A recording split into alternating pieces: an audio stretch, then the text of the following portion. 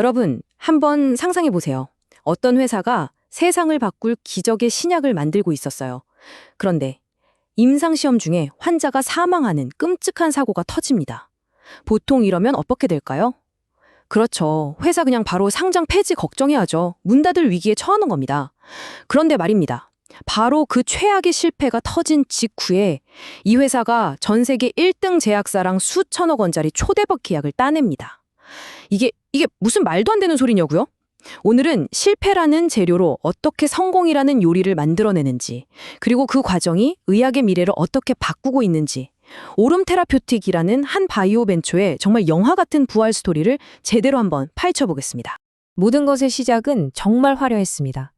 2022년 세계 최대 암학회에서 오름 테라퓨틱이 ORM5029라는 신약 후보 물질을 딱 공개하는데 시장이 그냥 발칵 뒤집혔어요.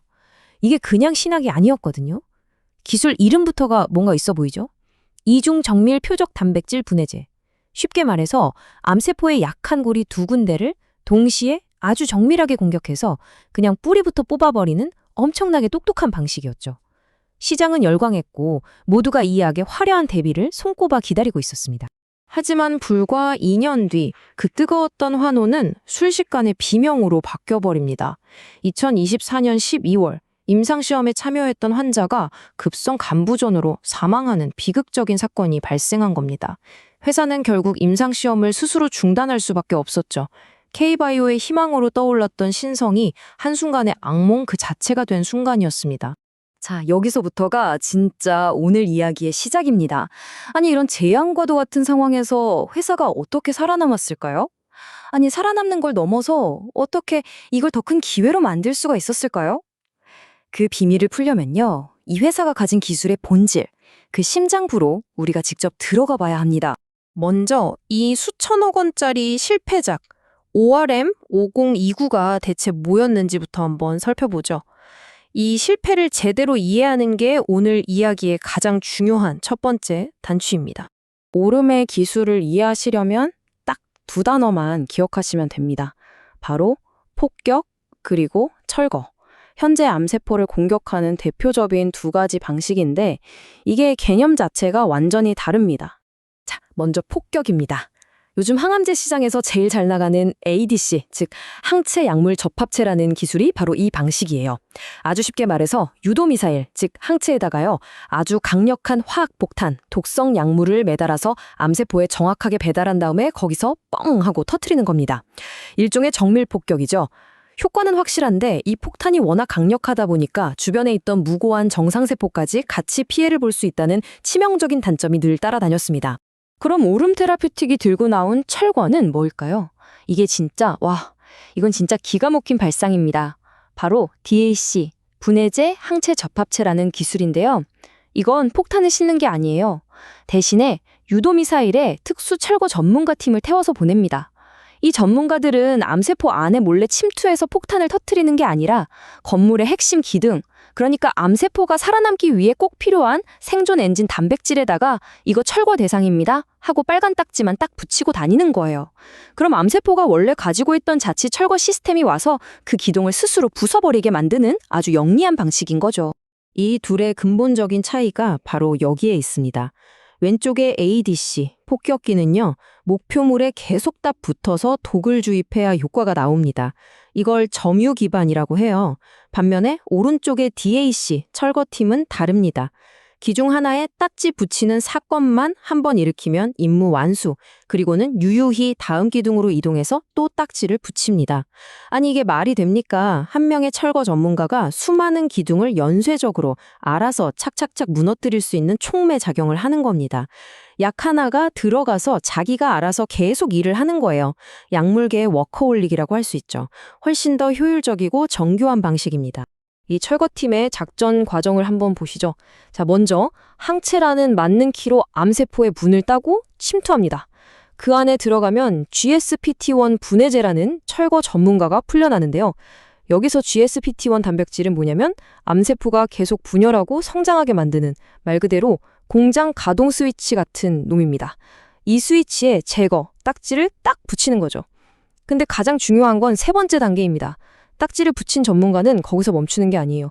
또 다른 공장 스위치를 찾아가서 계속 딱지를 붙입니다. 이렇게 핵심 기둥들이 연쇄적으로 사라지면 암세포라는 건물은 결국 와르르 스스로 붕괴하는 거죠. 자, 기술 얘기는 이쯤 하고 다시 원래 이야기로 돌아와 봅시다. 첫 번째 신약은 실패했고 회사는 벼랑 끝에 몰렸습니다. 그런데 바로 이때 정말 믿을 수 없는 일이 벌어집니다. 글로벌 거대 제약사가 이 철거 기술의 가치를 알아보고 어마어마한 베팅을 한 거죠. 1억 8천만 달러. 우리 돈으로 약 2,400억 원에 달하는 금액입니다. 망해가던 회사에 갑자기 정말 뜬금없이 이런 거액의 계약이 체결된 겁니다. 대체 무슨 일이 있었던 걸까요? 바로 세계적인 제약사 브리스톨 마이어스 스큐브, 우리가 줄여서 BMS라고 부르는 회사와의 계약이었습니다. 근데 진짜 놀라운 건 뭐냐면요. 이 계약이 첫 신약 오렘 5029의 실패 소식이 세상에 알려지기 바로 직전에 체결됐다는 겁니다. BMS는 오름의 또 다른 신약 후보 물질을 사들인 건데요. 이건 단순히 약 하나를 산 게 아니에요. 생각해보세요. BMS가 바보가 아니죠. 걔네는 이미 오렘 5029의 잠재적인 위험을 다 알고 있었을 겁니다. 하지만 그들은 약 하나가 아니라 그 뒤에 있는 DAC, 즉 철거 플랫폼 기술 전체의 잠재력을 본 거죠. 이 약 하나는 실패할 수 있어도 이 기술 자체는 미래다라고 베팅을 한 겁니다. 최고의 외부 기관한테서 이 기술은 진짜다 하고 검증 도장을 꽝 받은 순간이었죠. 아니 잠깐만요.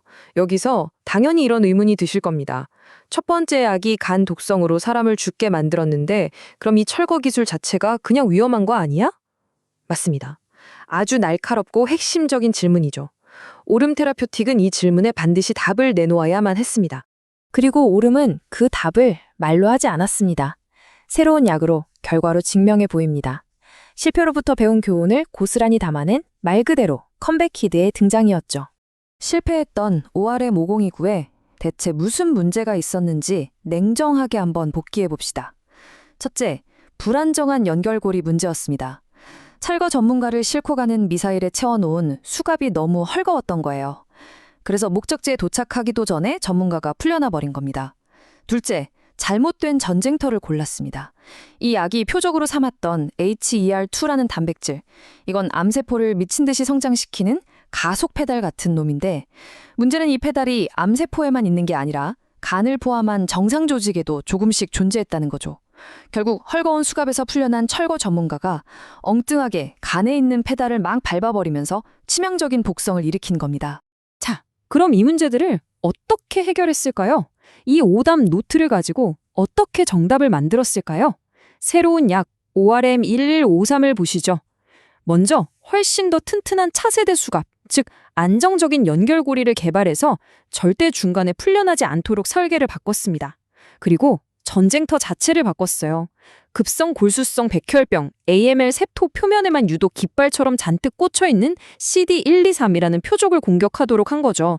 간과는 전혀 상관없는 혈액과 골수에서만 싸우도록 아예 판을 새로 짠 겁니다. 실패의 원인을 철저하게 분석하고 공학적으로 완벽한 해결책을 찾아낸 거죠. 그리고 이 새로운 약은 정말 엄청난 잠재력을 보여줍니다. 2025년 미국 혈액학회에서 발표된 데이터를 보면 이 ORM1153이 TP53 돌연변이가 있는 모델에서도 효과가 있었다는 겁니다. 이 TP53이 뭐냐면 우리 몸의 암 억제 경찰 같은 유전자인데 여기에 돌연변이가 생기면 경찰이 파업한 거나 마찬가지거든요. 그래서 가장 치료가 어렵고 치명적인 거의 무법천지 형태의 암이 되는데 그걸 잡을 수 있다는 가능성을 보여준 겁니다. 이건 기존 치료법으로는 정말 손쓰기 어려웠던 환자들에게 완전히 새로운 희망이 될 수 있다는 뜻이죠. 그럼 이제 최종적으로 평가해볼 시간입니다. 이 회사의 미래는 과연 어떨까요? 파트너십과 남은 위험 요인들을 종합적으로 한번 살펴보겠습니다. 오름의 힘은 단순히 자체 신약 개발에만 있는 게 아닙니다. BMS 계약 말고도 또 다른 거대 제약사 버텍스와는 무려 9억 달러, 우리 돈으로 1조 원이 넘는 규모의 파트너십을 맺었는데요. 이건 더 놀랍습니다. 암 치료가 아니라 유전자 치료 분야거든요. 유전자 치료를 하려면 먼저 기존의 골수를 싹 비워야 하는데 이걸 전처치라고 불러요. 기존에는 거의 몸을 초토화시키는 수준의 독한 항암제를 썼습니다. 환자 입장에선 정말 공포의 과정이었죠. 이 과정을 오름의 철거 기술로 훨씬 안전하게, 마치 정밀하게 밭을 싹 갈아엎듯이 바꾸려는 겁니다. 이 DAC 플랫폼이 암을 넘어서 다른 질병까지 정복할 수 있다는 엄청난 확장성을 보여주는 대목이죠. 앞으로의 로드맵은 명확합니다. 2026년 하반기 드디어 이 컴백키드 ORM1153이 사람을 대상으로 한 임상 1상에 들어갑니다. 그리고 2027년에는 이 약이 과연 안전한지 그 첫 번째 데이터가 나오게 될 겁니다. 전 세계가 이 술간들을 아마 숨죽여 지켜보겠죠. 자, 그럼 여러분이 투자자라면 어느 쪽에 더 마음이 가시나요? 긍정 회로를 한번 돌려보면 ORM11532 임상에서 안전성을 멋지게 증명하고 BMS, 버텍스와의 파트너십이 순항하면서 플랫폼 기술이 더욱 확장될 거라는 그림이 그려집니다. 반면에 부정 회로를 돌려보면 과거의 악몽처럼 예상치 못한 독성이 다시 나타나거나 파트너십이 지연되고 또 이 복잡한 약물을 만드는 과정에서 문제가 생길 수도 있다는 리스크도 분명히 존재하죠. 결국 모든 것은 이 질문 하나로 귀결됩니다. 질병의 원인이 되는 단백질을 단순히 억제하는 것을 넘어서 아예 분해해서 없애버리는 이 방식이 과연 의학의 새로운 표준이 될 수 있을까요? 오름 테라퓨틱스는 한 번에 정말 뼈아픈 실패를 겪었지만 바로 그 실패를 디딤돌 삼아 더 안전하고 강력한 길을 찾아냈습니다. 이들의 도전이 성공한다면 우리는 단순히 새로운 항암제 하나가 아니라 질병을 치료하는 방식 자체가 바뀌는 그런 완전히 새로운 시대를 맞이하게 될지도 모릅니다.